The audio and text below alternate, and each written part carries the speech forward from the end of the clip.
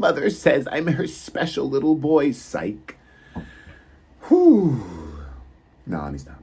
I think, no, technically I'm Mother's only boy, so. What is going on, team? Welcome back to the channel, and of course, y'all already know what y'all here for. This is the overall wrap-up of Season 1 Ahsoka, Episode 8. Okay? So, for starters, this episode felt like it was missing a lot. For it to be a season finale, it didn't feel like a season finale. I feel like I was left still with a lot more questions than answers. It wasn't really that fulfilling for me. It was very strong. I feel like this show was at its best during the mid-season.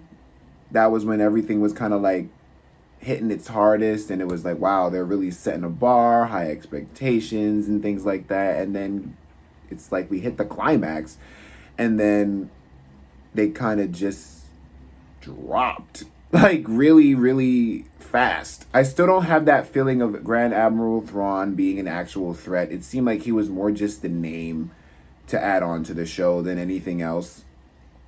Because literally from when we've seen him debut in Ahsoka or in the show, from when Grand Admiral Thrawn revealed himself, like we kind of felt that presence, and we were like, oh man, let's wait and see what he's gonna do. But he doesn't do anything, honestly.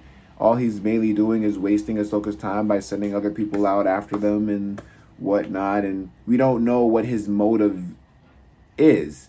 Like, we understand, like, yeah, we're hearing it through the mouths of like Balon and the Night Sister, like, oh yeah, he wants to bring balance and start a war that needs to be won, and you know, whatever. But we don't hear that from him. From him, all we hear is, I want to get out of here, I want to escape, I want to escape, I want to escape.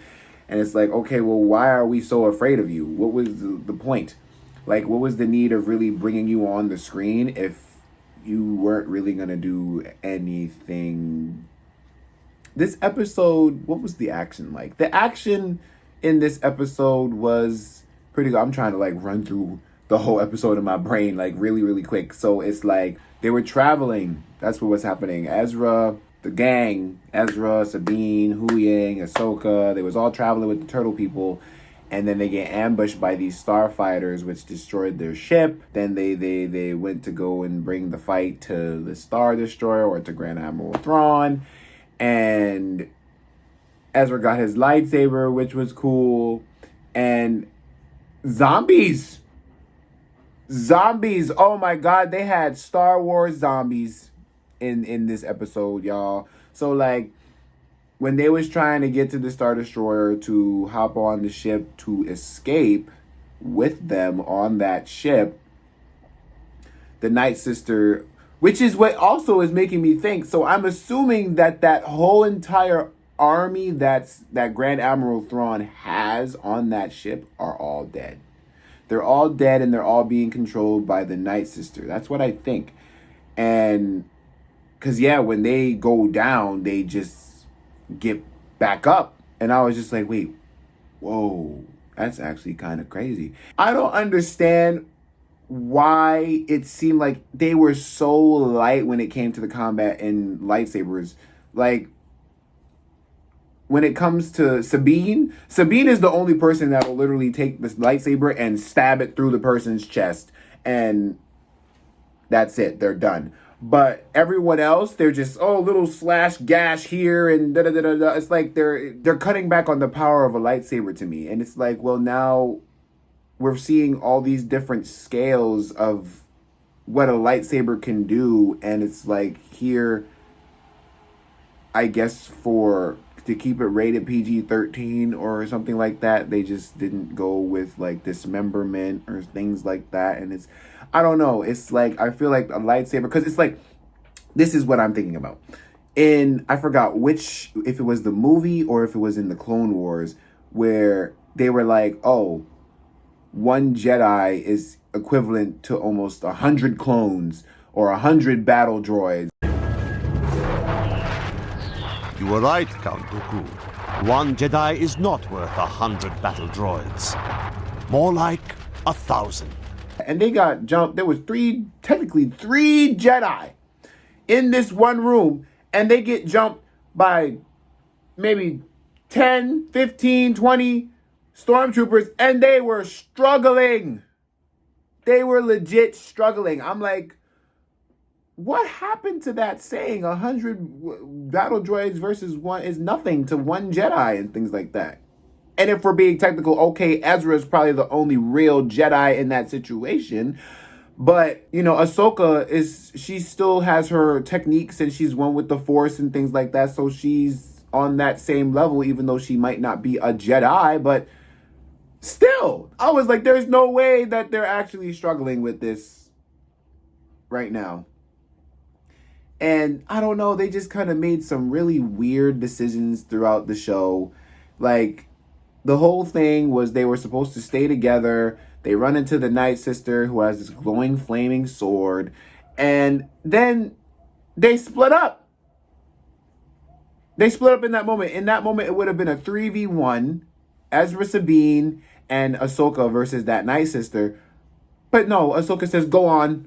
And even though the whole purpose of the Night Sister was to waste time so that they could go and leave Grand Admiral Thrawn and his gang. But then Ezra and Sabine just run right past her. Because Ahsoka said, oh, I got this, I'll handle it. Even though I felt like if they were to all just have that fight together, they would have just blew through her like it was nothing and just continue to go on up. But no, then Ezra and Sabine had their fair share of trouble, and they were trying to make it onto the Star Destroyer before it took off.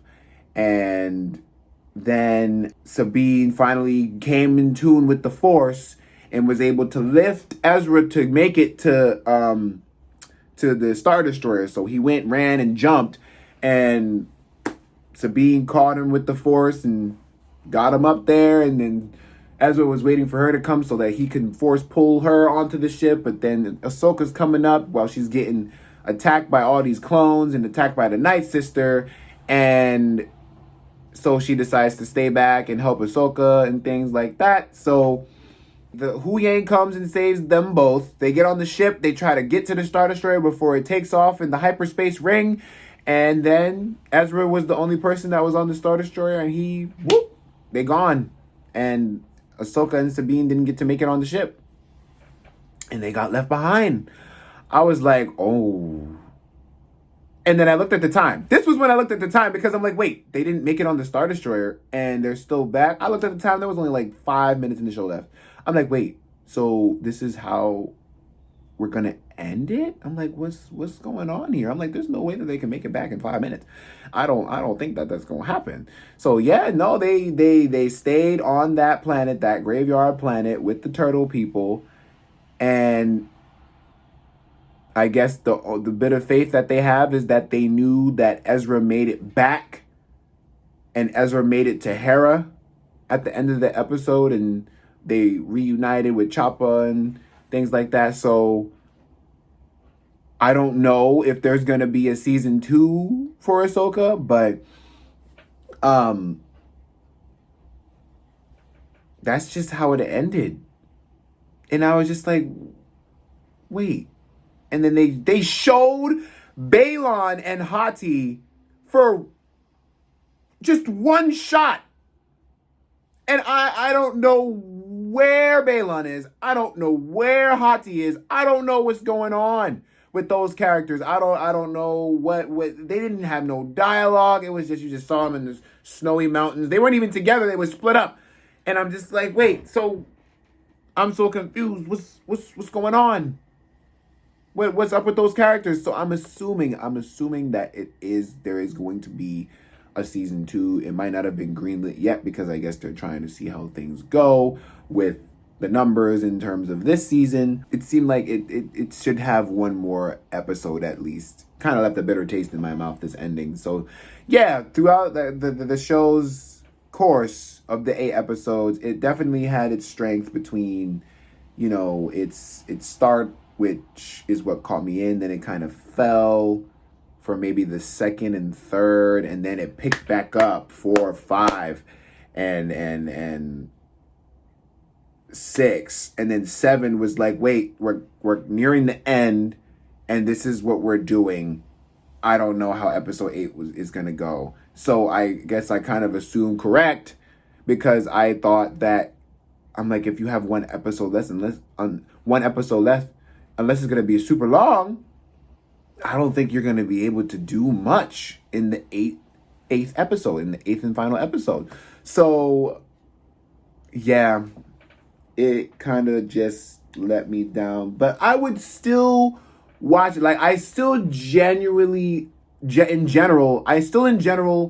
liked the show. It was still very entertaining to watch. But as far as the story ends for this first season, because we don't even know if we're going to get a season 2, it kind of just leaves me on a cliffhanger. Because, like, there's definitely, I feel, good and like off cliffhangers. Like, you know how sometimes, like, let's say you'll have a movie where it's like you have these characters, and as the movie goes on, they're getting better and better and better, or they're weak at first and then they get stronger throughout the movie, and then at the end they're like at their peak, and then the movie ends with like maybe a gang of thugs that might come and jump that person that's finally at their peak, and we already know, oh yeah, he handled that. We don't got to get another season or another movie to see him whoop their ass.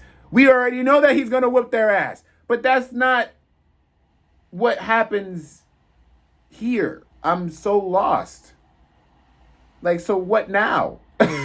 What's going to happen to Ahsoka and Sabine? Are they just going to stay there and die? I mean, I thought that at least maybe the saving grace of this season would have been the Republic finally coming through, and they would have brought them through to the other side, or figured something out to go and save them. But they didn't.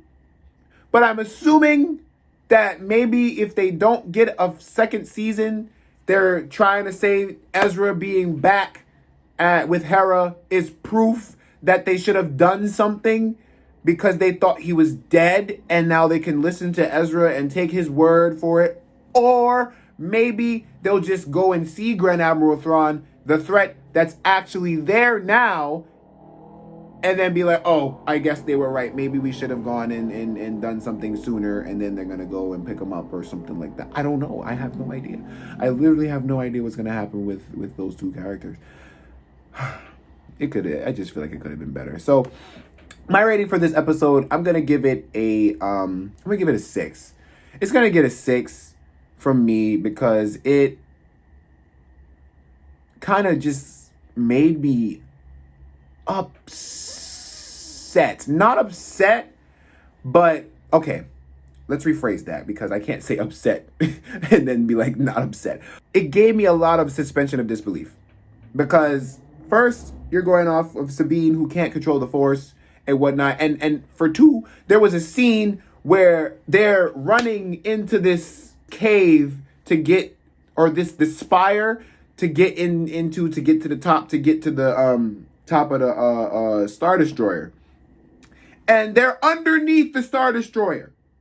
This planet, this ginormous Star Destroyer, which destroys other ships like nothing, little tiny ships like nothing, is shooting down at 3 people. And I'm assuming that these lasers are the size of houses, right? With the way these explosions were happening and stuff, I'm like, how are they not getting shot? How are they not dead? This is ridiculous. So it was just moments like that where I was just like, are you serious? What? But I did like the lightsaber fight, or the fight between the Night Sister and Ahsoka.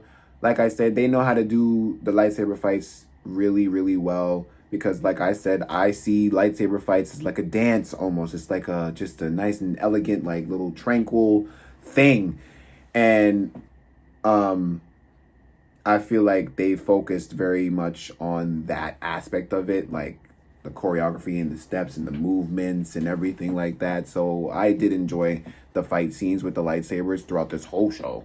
Actually, it was done really well in my opinion. I'm gonna sit at a 6, but for the overall show, for the overall season, I'm going to give it a 7.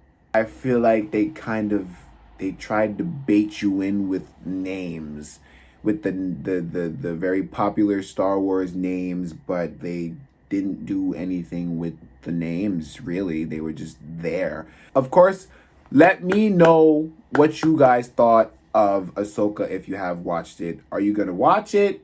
What do you guys think? What do you guys think of Ahsoka if you guys have seen it? Let me know down in the comments. And yes, I know that Loki season 2 just started as of, I believe, yesterday on Thursday. So I'm going to get a review out for you guys as soon as I possibly can. Thank you guys so much for watching. Of course, if you enjoyed what I had to say, be sure to leave a like. Leave some comments about if you like Ahsoka or not, or if you're going to watch Ahsoka or not. Until then, I will see you guys in the next one. Later, guys!